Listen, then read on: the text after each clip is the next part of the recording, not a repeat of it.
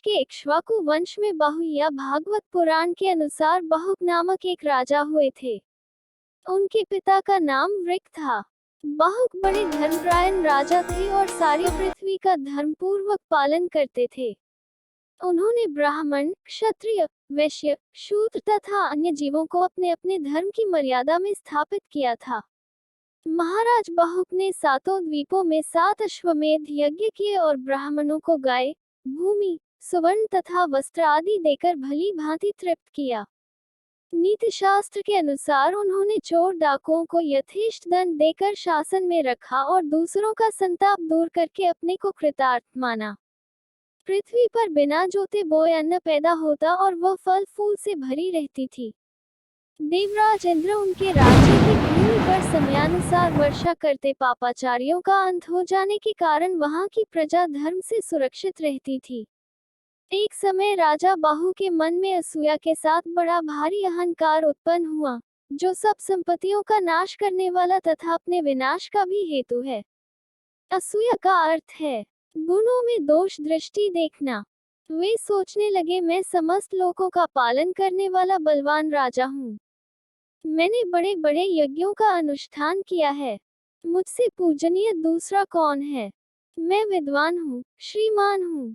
मैंने सब शत्रुओं को जीत लिया है। मुझे वेद और वेदांगों के तत्व का ज्ञान है और नीति शास्त्र का तो मैं बहुत बड़ा पंडित हूँ। मुझे कोई जीत नहीं सकता। मेरे ऐश्वर्य को हानि नहीं पहुंचा सकता। इस पृथ्वी पर मुझसे बढ़कर दूसरा कौन है? इस प्रकार अहंकार के वशीभूत होने पर उनके मन में दूसरों के प्रति दोष दृष्टि हो गई। दोष दृष्टि होने से उस राजा के हृदय में काम प्रबल हो उठा।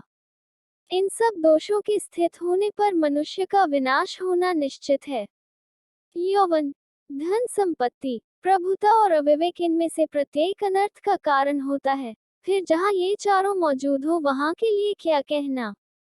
उनके भीतर बड़ी भारी असूया पैदा हो गई, जो लोक का विरोध, अपने देह का नाश तथा सब संपत्तियों का अंत करने वाली होती है। सुव्रत असूया से भरे हुए चित्त वाले पुरुषों के पास यदि धन संपत्ति मौजूद हो तो उसे भूसे की आग में वायु के संयोग के समान समझो।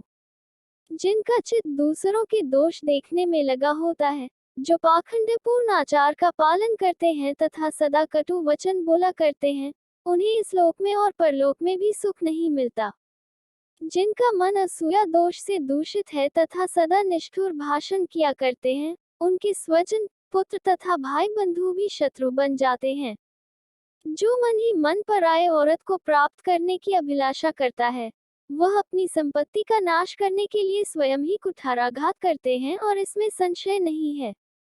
जो मनुष्य अपने कल्याण का नाश करने के लिए प्रयत्न करता है, वही दूसरा का कल्याण देखकर अपनी कुत्सित बुद्धि के कारण उनसे डाह करने लगता है। जो मित्र, ग्रह, क्षेत्र, धन धान्य और पशु सबकी हानि देखना चाहता हो, वही सदा दूसरे के लिए बुरा कहे।